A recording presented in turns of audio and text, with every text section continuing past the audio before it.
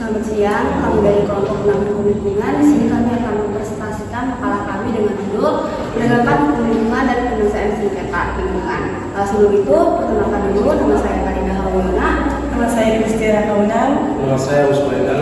Nama saya Cecilia Kawai. Nama saya Olivia Karunde. Nama saya Injalo.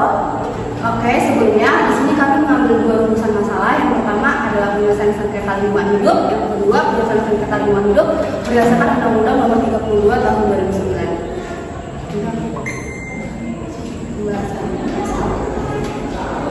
Penyelesaian sengketa lingkungan hidup terhadap sengketa lingkungan yang terjadi dapat diselesaikan melalui jalur non-litigasi atau di luar pengadilan maupun litigasi melalui pengadilan. Penyelesaian sengketa di luar pengadilan dapat ditempuh dengan mekanisme mediasi, konsiliasi maupun arbitrase.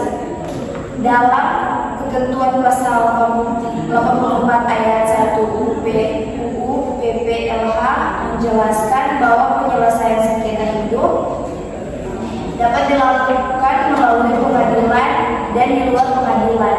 Pada ayat 2 menjelaskan bahwa pilihan PSLH dilakukan secara sukarela oleh para pihak yang bersengketa. Penyelesaian sengketa lingkungan hidup di luar pengadilan. Secara bahasa, arbitrase berasal dari kata arbitrals atau Latin yang berarti kekuasaan untuk menyelesaikan sesuatu perkara berdasarkan kebijaksanaan.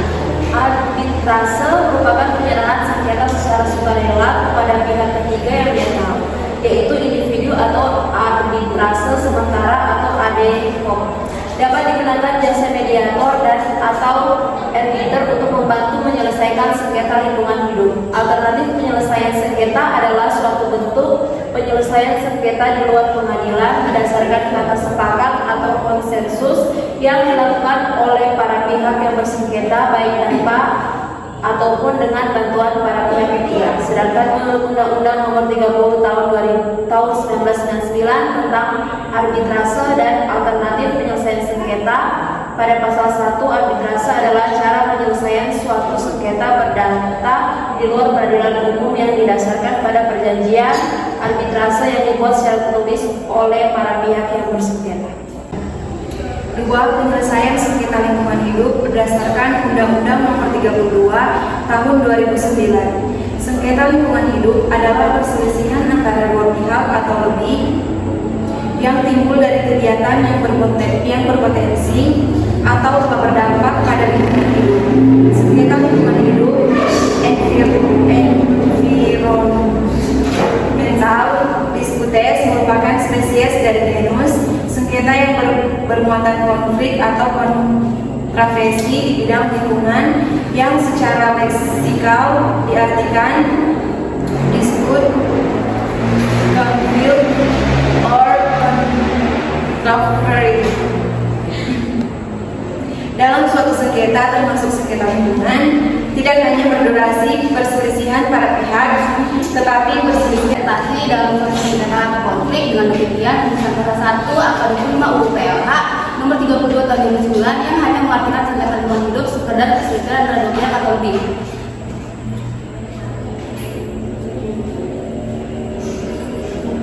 Salah satu unsur negara hukum adalah berfungsinya kekuasaan kehakiman yang merdeka yang dilakukan oleh badan peradilan. Pemberian kewenangan yang merdeka tersebut merupakan kartu penekan atas setiap pelanggaran hukum tanpa kecuali.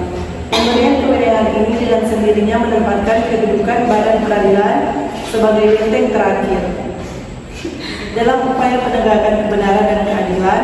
Dalam hal ini tidak ada badan lain yang berkedudukan sebagai tempat mencari penegakan kebenaran dan keadilan apabila timbul sengketa atau pelanggaran hukum.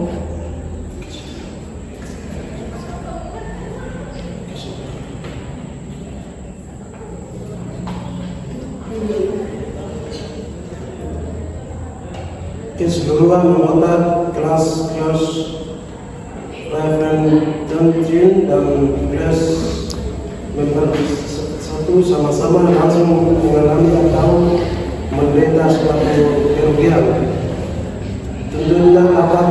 ganti kerugian berupa uang atau tuntutan pencegahan atau tuntutan berat berupa perintah pengadilan yang bersifat deklaratif, sedangkan dalam hak kegiatan organisasi ilegal, organisasi tersebut tidak mengalami kerugian dan legal standing lebih lantasan suatu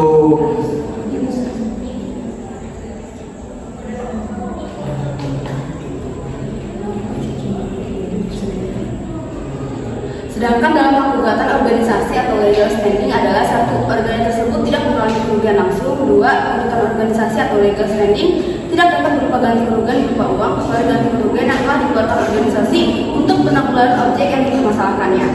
Dan itulah presentasi dari kelompok kami. Sebelumnya kelompok kami dapat menyimpulkan materi yang sudah disampaikan, yaitu kesimpulan penegakan hukum lingkungan kepidanaan bagi korporasi di dalam Undang-Undang Nomor 32 Tahun 2009 tentang perlindungan dan pengelolaan lingkungan hidup dikenakan atau dipertanggungjawabkan terhadap korporasi itu sendiri dan atau orang selaku pengurus dan atau pimpinan dalam melakukan tindakan pidana lingkungan hidup, yang mana ancaman pidana bagi korporasi berupa pidana pokok, yaitu pidana penjara dan pidana denda untuk pengurus yang mewakili badan usaha atau pemimpin tindak pidana lingkungan hidup khusus yang dituntut pidana adalah pemimpin tindak pidana lingkungan hidup sebagaimana diatur dalam pasal 117 UU PPLH, maka ancaman pidana pokok ditambah